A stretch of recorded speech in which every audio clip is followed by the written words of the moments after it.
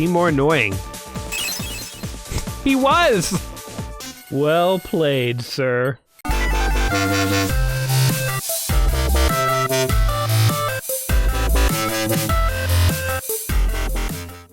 Welcome back to another episode of Let's Play 1001 Games. I'm your host, Gaming Jay, and today we're hopping into a game that should be all too familiar to the classic retro gamer out there. This is Space Invaders: The Infinity Gene. What does that mean, you might ask? Good question. This game basically combines the classic game of Space Invaders with the idea of evolution. I kid you not, this game is described as a mashup between Space Invaders and Charles Darwin's theory of evolution. Okay, I don't know why they didn't go with maybe the theory of the heat death of the universe, or maybe Sir Isaac, oh god, Isaac what's-his-face's theory of relativity. Oh my god, what's the guy's name? Isaac Newton. Oh my god. That's like the biggest brain fart ever, and now it's immortalized on YouTube. Anyway, my lame joke about scientific theories being mashed up with video games aside, how do you combine evolution with Space Invaders? Easy. You form the gameplay around Space Invaders, but you gradually evolve the gameplay as you collect genes or something like that. I don't know. I never actually played this, but the description I read talks about it thusly.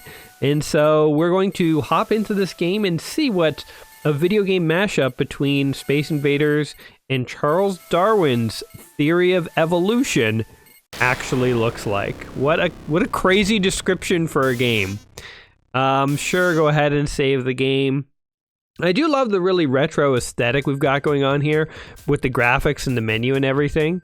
I am interested in seeing how this changes. Now, the only other game that I can think of that sort of has this evolution idea, I couldn't even think of Isaac Newton on the spur of the moment. I'm not going to be able to think of this game's name. But before we hop in, it's a game where I think it's like Evoland. I think it's called Evoland. And it starts off as like a 1D game, and it becomes a 2D game, and then a top-down. And it basically, every time you get a power-up, the game upgrades, in the sense of you start by playing like an Atari game, then it becomes a Game Boy game, then NES, then Super Nintendo, then polygonal, and so the game kind of evolves as if the game were made in different decades as you play it. And that is actually, I always thought, a really cool idea for a game that starts as if it was made in the 70s, then 75, then 80, then 85, and so on. So it's like, you know, at one level looks like you're playing on the Game Boy and you get a power-up, then all of a sudden all the graphics change and it looks like it's on the NES, you know, and then it sort of continues to evolve from there. So as you can see, we are starting with literally Space Invaders. We get about 2 seconds of that, I guess, and then they're like, time to evolve. This is not the strongest of the species that survives, nor the most intelligent. It is one that is the most adaptable to change. And so I'm certain when Charles Darwin took his initial trip to the Galapagos Islands to observe the bird species, which helped him form his theory of the evolution of species. He also at the same time was kind of hoping that one day a Japanese company would take his scientific achievements and turn it into some kind of video game, because I mean, frankly, isn't that the hope of all? You know you've made it as a scientist when a few decades after, a century after your death, people make a video game based on your life's work. I don't know. I don't know exactly. There's probably more Space Invaders than Charles Darwin in this game. I'm going to go out on a limb and guess that it's based a little bit more on Space Invaders. But it's nice. I wonder what Darwin would think of this. Your score will increase by shooting enemies and weapon discharges consecutively in quote-unquote chains. And then below it says, your score will increase by shooting weapons and enemies and weapon discharges consecutively in chains. So in case you couldn't read it above, you also have it below. All right. Good to know. This is stage 1-2, genetic diversity. This, you know, the nice thing about this game, too, is that it's not only a fun video game, but if you're, in the process of studying for your bio major final exam in university and you've fallen behind, you can pop this game in about 40 minutes, get a crash course on, almost anything that you need to know about evolution. So this is not only enjoyable, but it's clearly educational as well. We got some chains. Chains, of course, they're referring to DNA chains in, the biological organisms that we all are. So, there you go. That will help you answer a question on an exam. I am certain of it.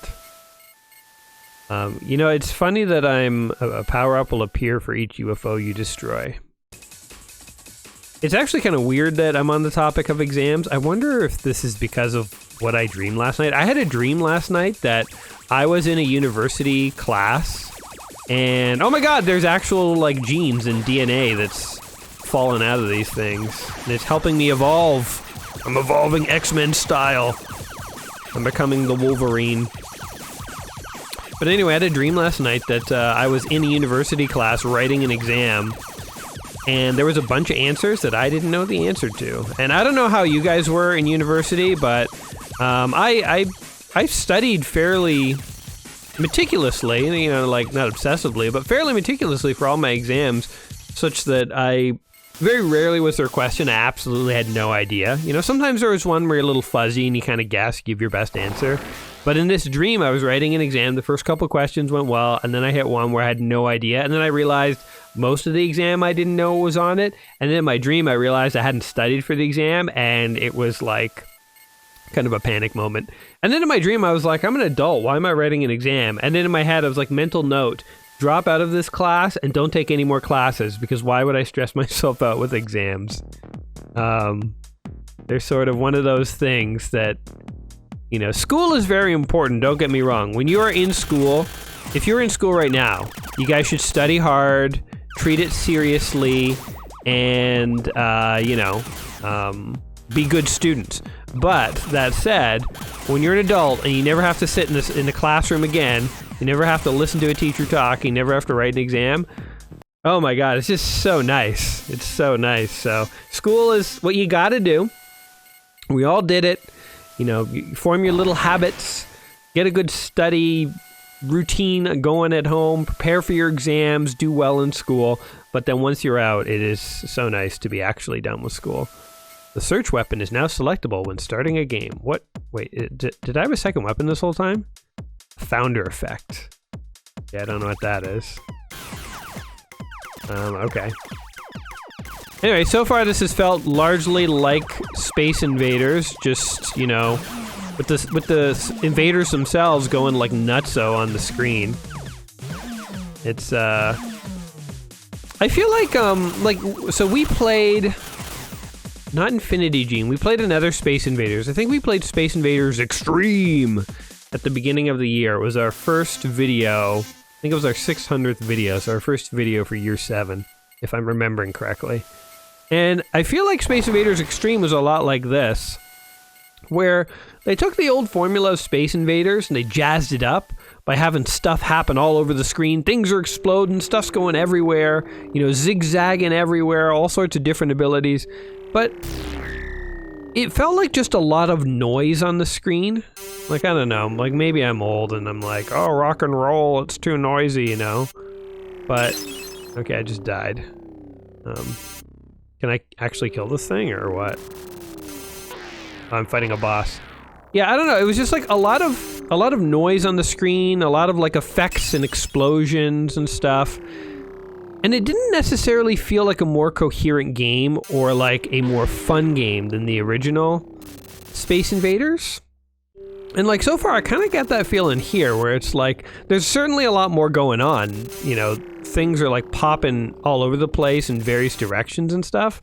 But the question is, are these levels more interesting or more fun than the originals? Is it more coherent? I just feel like there's a lot of stuff just happening on the screen, and did I even pass that level? I don't know. I just kind of timed out and now I'm on to level 2. The stage has evolved to level 2. Oh, look. Now there's a disorienting grid in the background to help make you barf while you play. Enjoy that. And look, like a bunch of shapes. Like, if I don't even shoot, like nothing even happens. Nothing even happens to you. Like, look, I'm not even gonna participate. Oh, they shoot like little balls at you. Okay. Oh, am I just dead? Yeah, I can't dodge that. All right, so you can die. Oh, we got a game over. Oh, there were consequences to death. I wonder if we can just start on level 2. If it'll just let us continue. Let's see. Your ship can now move in all directions. Oh, well, that's good to know. Press any button. Retry, yes. Fires curves toward the enemy. Wait, what? So not only can you move in every direction, but you can now shoot and your bullets just home in on the enemies? Okay. Oops. Kinda screwed that up. Alright. So yeah, I don't know, it just seems like more visual noise, more junk on the screen. You know, and like the levels are changing so rapidly, it's like, you know. Like, I don't know. It's like every attempt to modernize Space Invaders is taking the same approach, which is to make it like noisier and more frantic. But you know what, I think there is something to this idea of like, could we modernize Space Invaders? But like, frankly, if I were the coder behind it, I might think of a different way to do it. Like, rather than just going like noisy and crazy, like what else could you do with the Space Invaders idea? Because there have been other attempts to modernize Space Invaders. One attempt, actually. Now that I think about it, there are other attempts. They're just not ending up in the 1001 book. There was one attempt that I remember seeing that turned Space Invaders into a polygonal game where you were a dude at the bottom of an alley running back and forth, and the Space Invaders were like aliens standing in the alley, kind of walking towards you. And I don't think that game got particularly good reviews, but I mean, at least that's some sort of creative attempt to take the essence of Space Invaders and modernize it in a different way. I don't know. Maybe there are tons of reinventions of Space Invaders, and it's just the authors of the 1001 book, like the really frantic ones, and so that's why these two are in the book. I don't know. But collection has been added to the menu. Good. Oh, I want to turn this background off so much, because like, no joke. No joke. I do not like it. Settings. Let's see. Stock, difficulty, whatever. Comments, default settings, initialize. No way to turn off that annoying background, eh? The other version that we played, the Space Invaders Extreme, that one had a crazy backgrounds too, but we could at least turn those off. I don't know what these lines are supposed to be. Oh, they don't hurt me, actually. There we go. It feels like cheating to have this, like, homing laser, but I mean, they gave it to me. This is how you're supposed to play. Like, here's the game. This is how you're supposed to play it. Like, I'm just gonna sit down here. Oh, I actually do have to move. Oh, game over. Every time I talk about how this game is so easy and you don't even have to move, I guess I do get killed. So there's that to it. But retry, yes. Okay, let's do rapid. I don't want to go with the homing option endlessly, but my only motivation to beat this level is I want to get off of this stupid background. My only real motivation here. But okay, I guess maybe you do more damage with the rapid fire. Oh God, those guys came out of nowhere, man. How's that fair? How was that fair, man? Need more of this DNA. Guess I need to upgrade myself further. Give me all your DNA. And then, I mean, I guess there's the question of, once you can move in all directions, are you even still playing a Space Invaders game? Because it's not like they didn't have games where you can move in all directions back around the era of Space Invaders. You know, Space Invaders was a game where you could only move left or right, but there were other games back then where you could move in other directions. And there were even games that were sort of like evolutions of Space Invaders, like Galaga and Galaxian and stuff. Oh my God, there's stuff everywhere. Look at all this junk. Oh my god, I'm gonna die again. Okay, I actually do have to try. I mocked this game's difficulty. But the truth is, it's harder than it looks. Okay, I'm going to... I didn't read that tip, by the way. I'm gonna go with search again, and I'm actually gonna turn the difficulty down here. Oh wait, directional buttons. Fire your weapon continuously, or fire a single shot. Why would you ever just want to fire a single shot? Every button is just fire your weapon. I mean, it is Space Invaders, what was I expecting, but no special weapons or anything, yeah? Oh, I can't defect. I was gonna change the difficulty, but I can't. Alright, let's resume our game here. I'm holding down the shoot button. There we go. Kill that guy, kill that guy. I haven't moved yet. I guess I'll move to get these power-ups.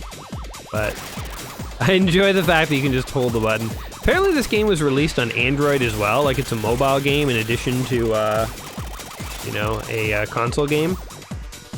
And it makes me wonder, how would you play this on Android? Because things seem to be happening too fast, but if you have a gun like this, where you just stay in one position, it kind of does the heavy lifting for you, then I guess I understand. Maybe this weapon was developed because on Android it was too hard to actually move around. Alright, here we go. I feel like I'm at a rave. I feel like I found a Space Invaders arcade machine at a rave. I'm like in the back, playing it while everyone else is at the rave. Which sounds like what would have happened if I ever went to a rave. I don't think I'm a rave kind of guy. I went to many bars in undergrad, you know, my younger days. And clubs. Clubs were never really my thing, but everybody went in undergrad because, like, that's where you got to dance with girls. So it's like, of course you're gonna go to clubs, you know. But bars are okay. I mean, I still, you know, occasionally these days when we're not under a pandemic lockdown, going to bars is still nice, but I wonder if I'll ever go to a club again. That's a weird thing to think of. You know, you're old when you don't go to clubs to hit on girls anymore. Glory days are over, folks. Glory days are over. Anyway, Space Invaders. I don't know what else we can say about this game. I'm just waiting for the next level to hopefully see something different or interesting. Oh, I have to shoot this thing? Okay. Okay. Why is my homing thing not homing in on this thing, huh? I guess it is. There we go, we beat the level. It's creative. You know, like as a shooter game, it's fine and interesting creative. what does it really have to do with Space Invaders? Sort of like trading on the fame of the Space Invaders name, you know? There's something like bonus points will be given, blah, blah, blah. As if anyone still cares about score. People haven't cared about score since 1979. People who play video games now and try and get high scores are trying to, like, do it the fastest. You know, very few people are going for high scores. It's like, remember all that stuff that happened with, so I don't know if you how closely you guys follow this, but if you follow like the King of Kong or like Snake versus Man, you know, those documentaries, there's all these people who want to have like high scores in video games.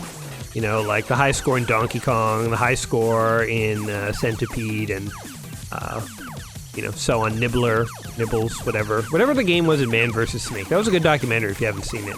So the guy is trying to reclaim a high score from his arcade days when he was just like a kid, and now he's like 40 and middle-aged and stuff, has a bad back, and he's like trying to play an arcade game for like 40 hours. It's pretty interesting.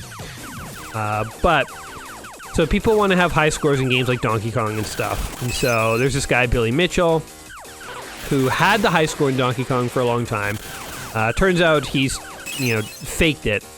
He played in emulators and all sorts of other stuff. So the guy's like lied and he's a scumbag and stuff. But like, he went to all this work to like get a high score in Donkey Kong, and like, yeah, back in the 80s, sure, people cared about high scores, but like, I don't think people really care about high scores anymore, you know? Like, it's a very niche community that does. And then his like friend Todd Rogers is a guy who's like faked records for decades, and he's like literally put in records into databases that are impossible to get, you know, like in Centipede Junior or something. The next highest score to Todd Rogers is like 65,000. That's what like the best player in the world has been able to score, and Todd Rogers has like 2 million. So it's like just totally unrealistic and out of whack. Or there was like another game where you could only score in multiples of 5. So everyone who had high scores was like 125, 125, 120, and Todd Rogers had 137, which is an impossible score to get. It's like the guy is basically just a big liar and a phony and a fake.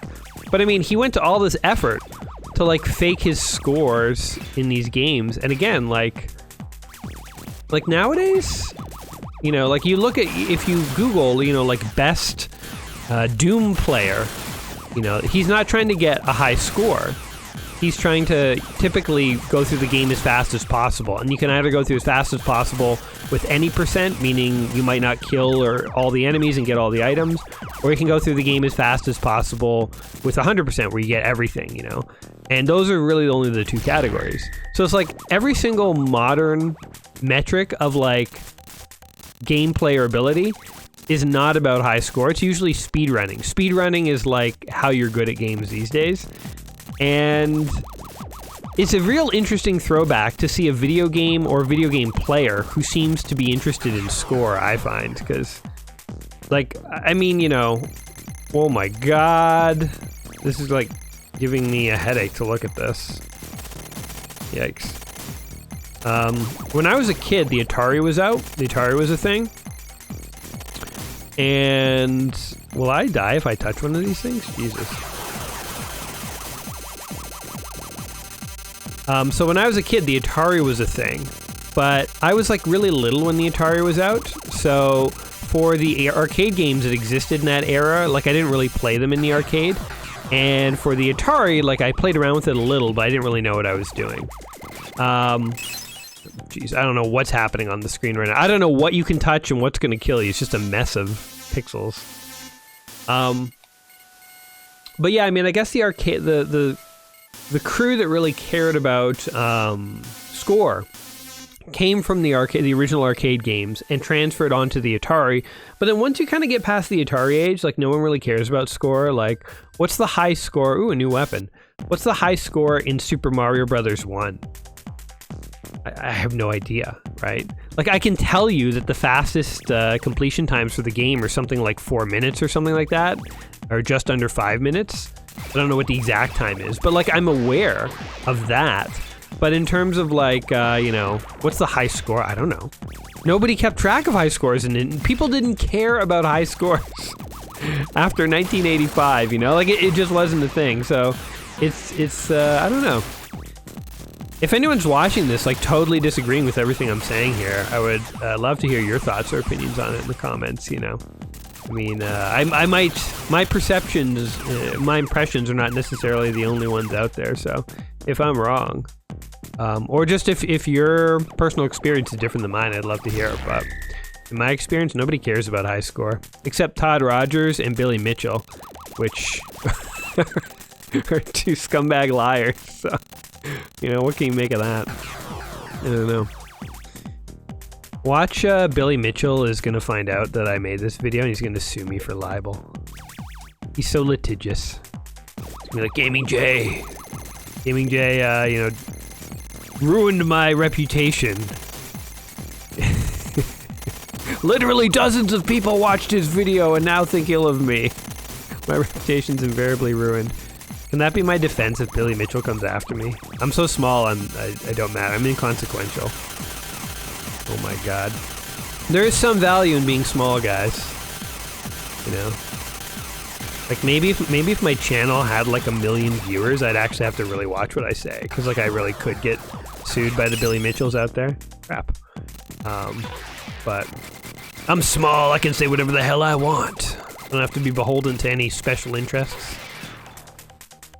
It's one of the benefits. That's why you guys come, because I drop the truth bombs on you. Ain't nobody gonna silence old Gaming J. Okay, what is this thing? I'm fighting a fighting a hexagon. Sucker. I just took out a geometric shape. Don't mess with me. Are we on to level 3 yet? Because I legitimately have a little bit of a headache watching that background there. Ugh, there's like 4 more levels. SE 1 of 3 has been added to your collection. Good. I don't know what it means, but good. Let's keep blowing up this stuff. So, it seems like the aliens that were originally invading Earth are now gone. Like, I don't know what happened to them. You know, we're playing as Space Invaders. I haven't seen an actual Space Invader in quite a while. We're fighting, like, ships and cubes, dodecahedrons and rogue octagons, you know, just various geometric shapes have taken issue with us. And it is now our job to destroy them at any cost. My guy is anti-shape. He's not in the pocket of big geometry.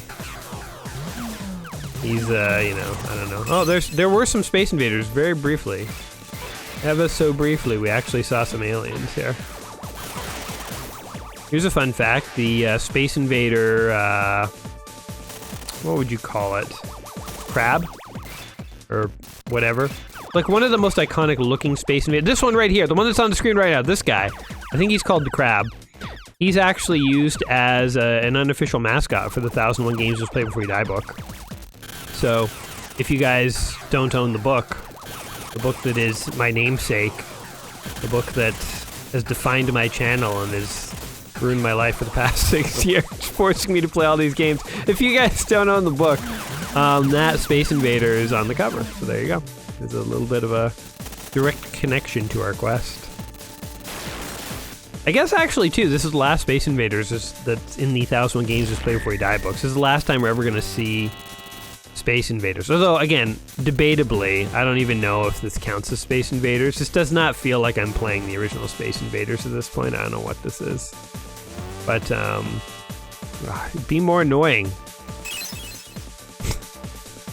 He was! I asked him to be more annoying, and he was. Okay, I just want to, you know, sometimes you play a game and you really enjoy it, you discover a new game through this book.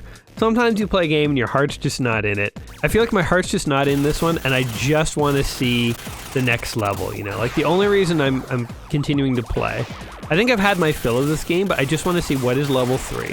Because level 1 was sort of a straight up, or it wasn't even. Level 1 was basically Space Invaders, and then very quickly they abandoned that formula. But level 1 at least didn't have a crazy background and was similar-ish to the original Space Invaders. Things have gotten crazy now that I can move in 3 directions. I want to see, what is level 3? Do I get do I get a 4th direction? You know, can I start moving in 3D or something like that? I guess a 3rd direction, because I can move forward and back, up and down. Maybe this game becomes like a Doom clone. Goes all Wolfenstein 3D on us on the next level. I mean, that would be cool. I want to see. I'm curious. I'm a very curious fellow. You guys might not know this. I'm a curious fellow. Alright. I don't even know if you need to continue to collect these power-ups. Like the DNA shards or whatever, the genomes that are just floating around in space. I'm still not 100% clear on what they do, but I'm still kind of going for them because they're like one of the only things you can actually collect in this game. So I'm like, ah, you bastards! Give me my DNA back. The enemies in this game are dicks. Like, not only do they kill you, but they literally steal your DNA. Son of a bitch. Oh, maybe they make you shoot faster. I feel like I can shoot a little faster when I pick that stuff up. I don't know. Eliminate the unexpected enemy. Okay, I think the homing gun is going to be way more effective for this guy. Oh, get out of here. Okay. Yeah, there you go. The homing gun is what you want. This guy's the worst. Yeah. I mean, nothing beats the homing gun. I should just be playing with it all the time. It's just I wanted to try some variety of weapons. Yay, we killed him. Another game this game is reminding me of a little bit is Geometry Wars. Geometry Wars, I would say, had nothing to do with Space Invaders, but it did still have a little bit of the Space Invaders DNA, if you will. It's a topical throwback, but it kind of felt like there was a little bit of an essence of the old kind of Galaxian Space Invaders, Galaga type games, asteroids in Geometry Wars. And in a way, I would say Geometry Wars feels like a better homage to those older kind of shooters while simultaneously modernizing them. Which is, I think, you know, what it really felt like to me. It was sort of... Geometry Wars was kind of cool because it was like a modern game, but it nonetheless had that old school feel to it, while also, you know, having a lot of modern elements to it. So, was that a boss that I just killed, or that was a whole? All right, we just did a stage. Sure, I'll take it. Yay! Time to evolve. Let's continue evolving. Are we on level 3? Yes, the stage has evolved to level 3. Okay, that's the description. Oh, thank God. Okay, the background is a lot nicer. Maybe we'll stick it out to level 4. We'll make a judgment call based on how annoying these levels are. But, so here's an interesting question I'll pose to you guys. Oh, whatever, we just died. What is the coolest modernization / reinterpretation of an old game you've seen? Like where somebody took Space Invaders and re-released it as like Space Invaders 5 and it had like a really cool slant to it or something like that. Or again, it doesn't have to be Space Invaders, it can be anything. What is a classic game that they modernized that you kind of like how they modernized it? Another game that's coming to mind that we have actually played on this channel are the modern reinventions. Whoops, I thought that was a power-up. The modern reinventions of Pac-Man. We played like Pac-Man Extreme or something like that at one point. And that was actually kind of cool. I think I liked that more than the extreme versions of Space Invaders. But now that I'm thinking about it, it was this exact same thing that we're experiencing here. Where they jazzed up Pac-Man by like making things explode all over the screen and like, you know, having intense levels that are super short and bonuses and like blah, blah, blah, rah, rah, rah. Like, they keep wanting to modernize the old games. Maybe it's like they look at the old arcade games and they're like, that's boring. Nobody's going to want to play a boring game nowadays. We have to jazz it up with things exploding all over the screen, particle effects and stuff. And like, maybe that's true. Maybe they've done the market testing and realized if they don't do that, the game doesn't sell. But like, it's not like every modern game you go and download from Steam has stuff exploding all over the screen and like a rave soundtrack and like a background that's like blurring into your eyes and giving you a seizure. It's like, no, there's a lot of modern games that are chill. You know, there's many modern games that are chill, I would argue. And so why do they feel like whenever they want to modernize Pac-Man or Space Invaders, they gotta go like effing nuts and like explode stuff everywhere on the screen? Like, why does the gameplay have to be ramped up so intense and so fast? Do they think the game is boring? Are these remakes made by people who didn't like the original? Like, Space Invaders was so boring, my dad played that. Let's amp it up so that my dad would have a heart attack if he ever played it. You know, because again, this is what it really feels like. I don't know. I'm sure people watching this who love this game are going to be like, what are you talking about? I love the high-paced action and stuff. And, you know, again, if I'm wrong, I'm wrong. You know what? Honestly, like, I don't really have a huge dog in the fight. I don't care. If I'm wrong about this, I'm wrong. I'll accept that and quietly go back to my corner. But I'm just speaking how it feels, guys, and kind of the impression I'm getting from playing this game is they're just going intense. I don't know. I guess another thing is I don't play too many shooters, like shoot-em-ups. And I guess the shoot-em-up genre is fairly fast-paced now that I think about it. I mean, shoot-em-ups aren't necessarily slow. So I mean, there's a good debatable question here is like, are my complaints even valid in so much as like, is this even more frantic or frenetic than like a normal shoot 'em up would be? And it's quite possible that it's no more frenetic, or even less frenetic, than a shoot 'em up would be, so, yeah. Maybe my complaints are invalid. Past another level, I think. Formidable enemy, the moon has oh man! The moon has entered the battle. That's awesome. And we're fighting the moon itself, only that doesn't look like the moon. It looks like a tuning fork. You know, for like musical instruments or something. I don't know, my homing gun seems to be making short work of it, so. Also, they've brought back the headache-inducing background, because they're dicks. Oh my god. I gotta stop. Look, this thing's having a seizure in front of me. Somebody call an ambulance. I think my opponent is suffering from spasms. Alright, we're not making it to level 4, so let's just pick a new weapon and try this one more time. Retry, yes. We'll try the wave. Anyway, Space Invaders Infinity Gene is one of the games in the book 1,001 Video Games You Must Play Before You Die. I don't know if you like Space Invaders. Well, actually, no, I take it back. I was gonna say if you like Space Invaders, sure, play this game, but I take it back. If you like Space Invaders, I don't know if this game would do anything for you.